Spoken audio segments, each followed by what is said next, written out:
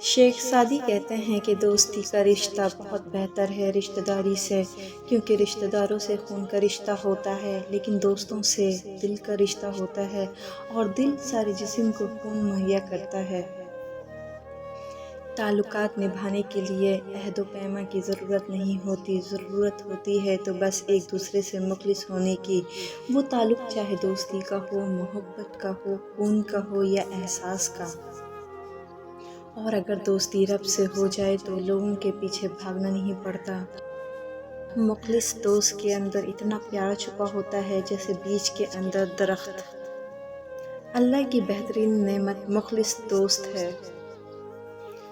دوستی محبت سے بہتر ہے، کیونکہ دوستی انسان کو کبھی اکیلا نہیں چھوڑتی۔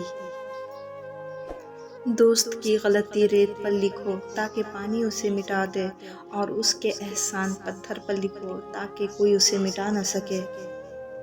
دوست ایک کتاب کی طرح ہوتا ہے، وہ کتنی ہی پرانی ہو جائے پر اس کے الفاظ نہیں بدلتے۔ کبھی یاد آئے تو ورق پلٹ کر دیکھنا، ہم کل جیسے تھے آج بھی ویسے ہی ہیں۔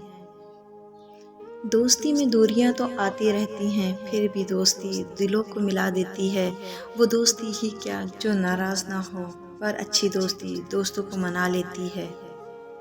محبت اور دوستی، یہ دو چیزیں ہر طوفان کا مقابلہ کر سکتی ہیں، مگر ایک چیز ان دونوں کے ٹکڑے ٹکڑے کر سکتی ہے، اور وہ ہے غلط فہمی۔ ایک دوست نے دوست سے کہا، دوست کا مطلب کیا ہوتا ہے؟ دوست نے مسکرا کر کہا، پاگل، ایک دوست ہی تو ہے جس کا کوئی مطلب نہیں ہوتا، اور جہاں مطلب ہو وہاں دوست نہیں ہوتا۔ دوست ہو یا پرندہ، دونوں کو آزاد چھوڑ دو، لوٹ آیا تو تمہارا، نہ لوٹ کے آیا تو تمہارا کبھی تھا ہی نہیں۔ وقت کی یاری تو ہر کوئی کرتا ہے میرے دوست، مزہ تو تب ہے جب وقت بدل جائے پر یاری نہ بدلے۔ اچھا دوست ہاتھ اور آنکھ کی طرح ہوتا ہے، جب ہاتھ کو درد ہوتا ہے تو آنکھ روتی ہے، اور جب آنکھ روتی ہے تو ہاتھ آنسوؤں کو صاف کرتے ہیں۔ دوستی وہ نہیں ہوتی جو جان دیتی ہے، دوستی وہ ہوتی ہے جو مسکان دیتی ہے۔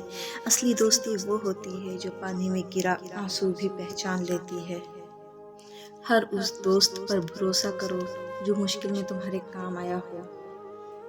کچھ دوست محسوس بھی ہونے نہیں دیتے کہ وہ خود کن حالات سے گزر رہے ہیں۔